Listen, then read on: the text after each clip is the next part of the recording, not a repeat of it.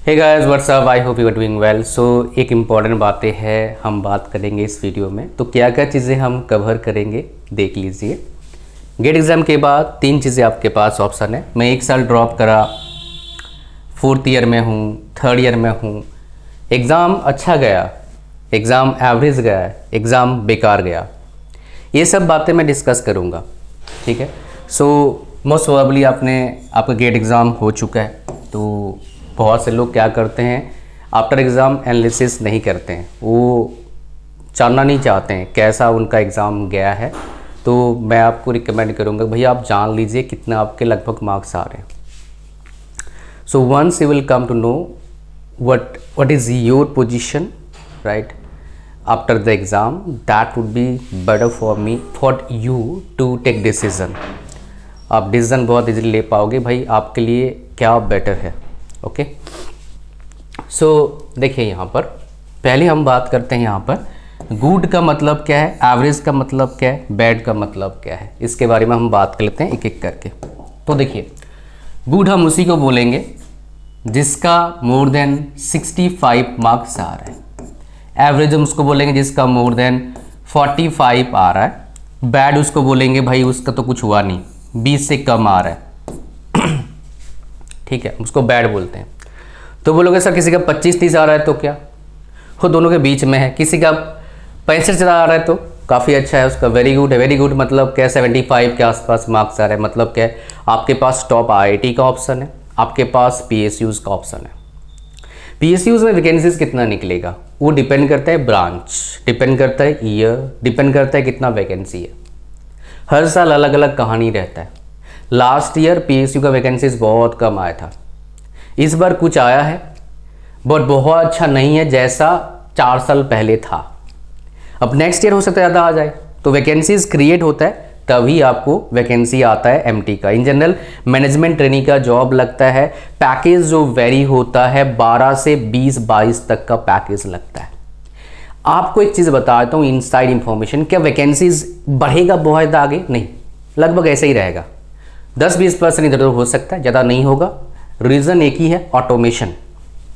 PSU में मेरे जानकारी काफ़ी लोग काम करते हैं, मेरे नोन के बहुत लोग हैं जिनके पास, बहुत सारे ऐसे हैं जो 30 साल से नौकरी कर रहे हैं, बहुत सारे ऐसे हैं जो 2-4 साल नौकरी कर रहे हैं, बहुत सारे ऐसे हैं जो PSU की नौकरी छोड़ चुके हैं करके 2 साल, ऐसे भी बहुत सारे मेरे नोन के हैं। तो उसका हम बात नहीं करेंगे, बात इसी की करेंगे।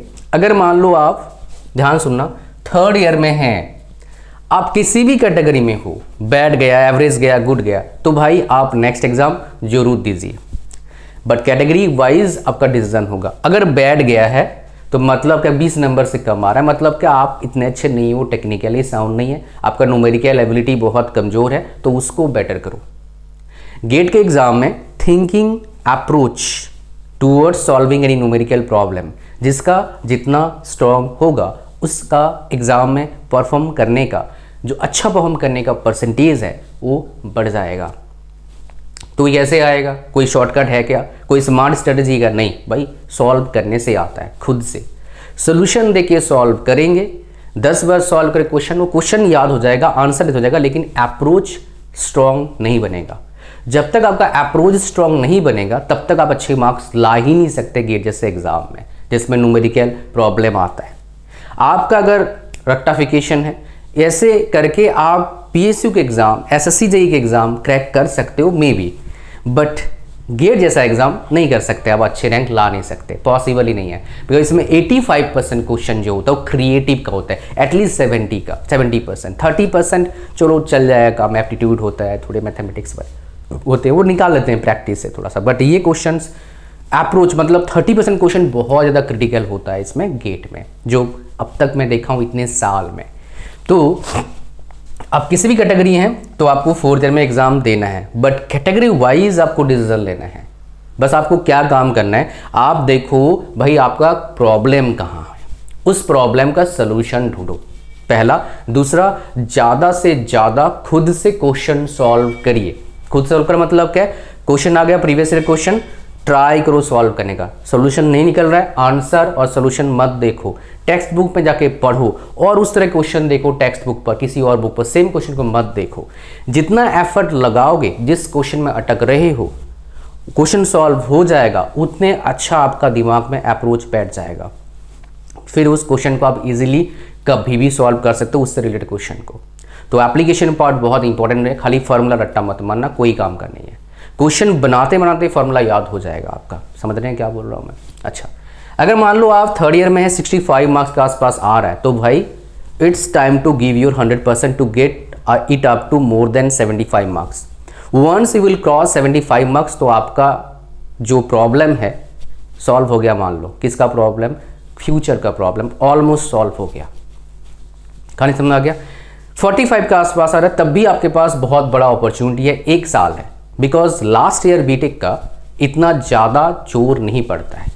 अब क्वेश्चन आपके दिमाग में, सर मैं प्लेसमेंट का प्रिपरेशन करूं, एप्टीट्यूड जो पढ़ोगे गेट में भी काम आ जाएगा, प्लेसमेंट काम आ जाएगा, जो टेक्निकल पढ़ोगे वो गेट में भी काम आएगा और उसमें भी काम आ जाएगा। समझ रहे हैं क्या बोल रहा हूं? आप लोग को अगर रिकॉर्डिंग कोर्स चाहिए तो आप मुझे बताइएगा।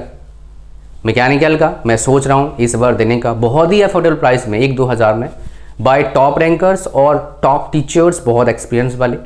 तो आपको मैं प्रोवाइड करते हैं का सोच रहा हूँ। अभी कितना वायबल है, कितना पैसा बहुत अच्छा पैसा लगता है, that I will let you know. ठीक है।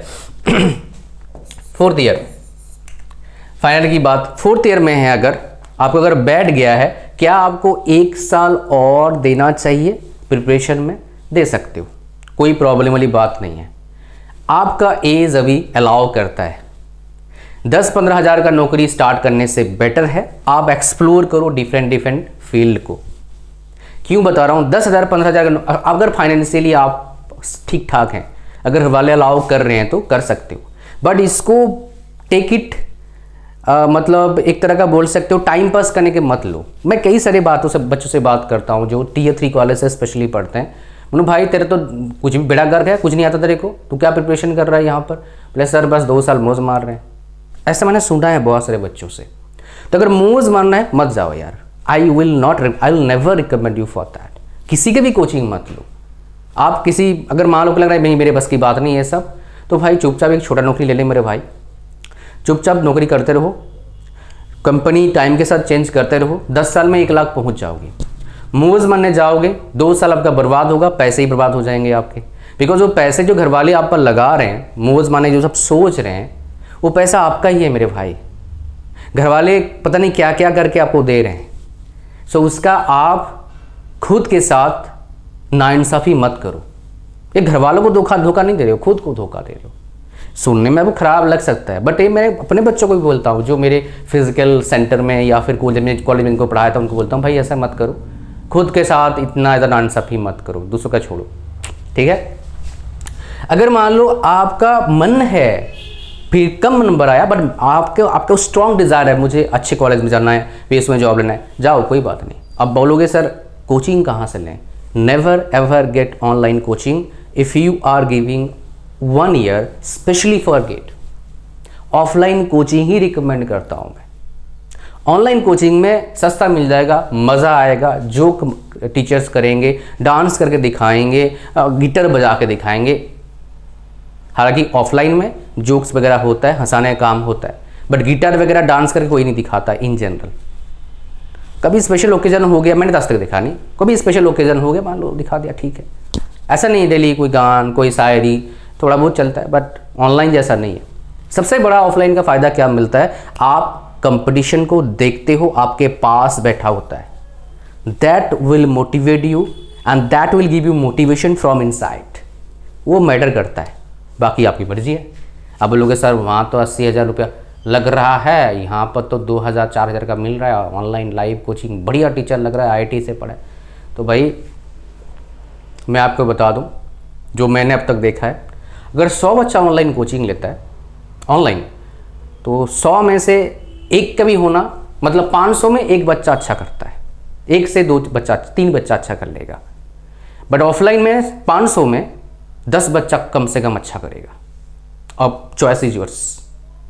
अगर आप सेल्फ डिसिप्लिन है तो भाई ऑफलाइन कोचिंग भी ऑनलाइन कोचिंग की जरूरत नहीं है, यूट्यूब में बहुत कंटेंट है पढ़ने के लिए।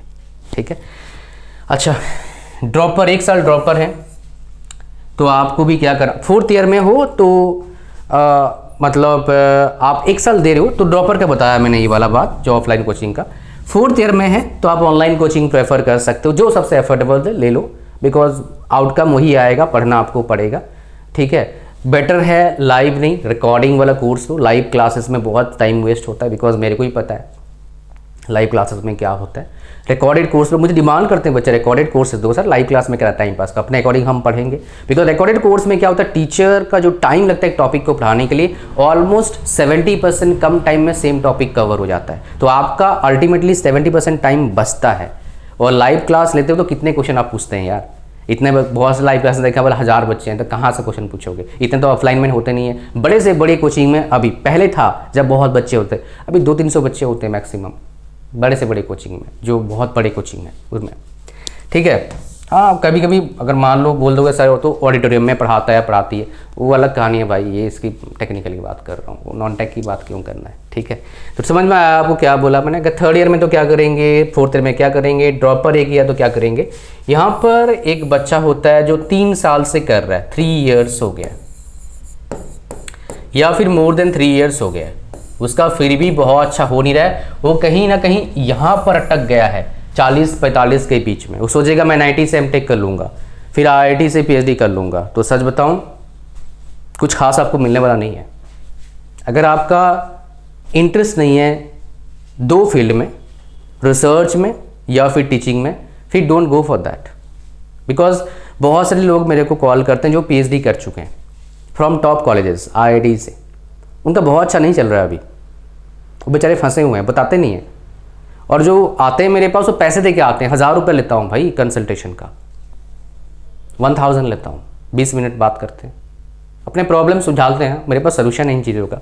बिकॉज बहुत सारे लोगों को मैंने देखा है क्या करते हैं, और मैंने बताया, मेरे को पता है मार्केट का, एक्चुअली टीचिंग का मार्केट बहुत अच्छा मुझे पता है, बाकी की मार्केट पता है ऐसा नहीं बाकी मार्केट पता नहीं है। बहुत से आते हैं ग्रुप ए जॉब में कर रहे हो, वो भी आते हैं, अपना परेशानी मुझे सुनाते हैं, मैं उनको सोल्यूशन देता हूँ, लेते ही मेरे सोल्यूशन, और आगे भी आते हैं 2 साल 4 साल बाद मेरे पास आते हैं कंसल्टेशन के लिए, क्या करें फ्यूचर में, आगे कैसे फ्यूचर अच्छा बनेगा, वो मेरा एक्सपर्टीज़ है काफ़ी साल से, 12 साल से।